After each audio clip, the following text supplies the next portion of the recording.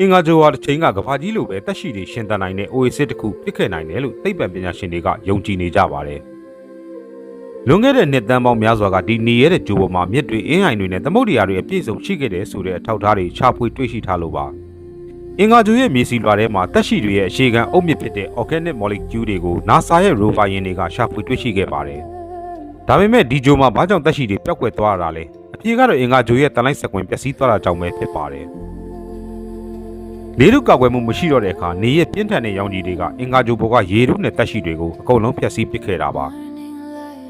ထူးဆန်းတာကအင်္ဂါဂျိုရဲ့မြေရောက်ထဲမှာခုထိရေခဲတွေရှိနေစေဖြစ်ပြီးအဲ့ဒီနေရာမှာတင်းငယ်တဲ့ဇီဝတက်ရှိလေးတွေပုံအောင်နေနိုင်ပါသေးတယ်တကယ်လို့အင်္ဂါဂျိုဘောမှာတက်ရှိတွေရှိခဲ့မယ်ဆိုရင်အဲ့ဒီတက်ရှိတွေကကဘာပေါ်ကတက်ရှိတွေရဲ့ဘိုးဘီတွေဖြစ်နေနိုင်မလားဆိုတာကလည်းမေးခွန်းထုတ်စရာပါနောက်နာကမှာလူသားတွေအင်္ဂါဂျိုဘောကိုရောက်သွားတဲ့အခါဒီလျှို့ဝှက်ချက်တွေကိုကျွန်တော်တို့ကိုယ်တိုင်ဖော်ထုတ်နိုင်တော့မှာဖြစ်ပါတယ်နောက်ဆုံးထူးဆန်းတဲ့ချက်ကတော့အင်္ဂါဂျိုပေါ်မှာနေဝင်ချိန်ကိုကြည့်မယ်ဆိုရင်ကမ္ဘာမှာလိုအနီရောင်မဟုတ်ပဲအပြာရောင်နေဝင်ချိန်ဖြစ်ထူးခြားစွာမြင်တွေ့ရမှာပဲဖြစ်ပါတယ်